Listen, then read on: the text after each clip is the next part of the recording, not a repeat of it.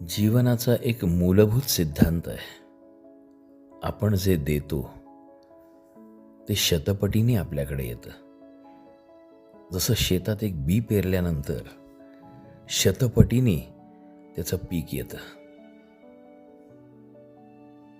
त्यामुळे माझी एक तुम्हाला विनंती समजा किंवा माझं एक सांगणं समजा की दिवसभरात जेवढी माणसं तुम्हाला दिसतील किंवा भेटतील, त्यातली काही ओळखीची असतील, काही अनोळखी असतील, त्या प्रत्येकाला तुम्ही मनापासनं आशीर्वाद द्या.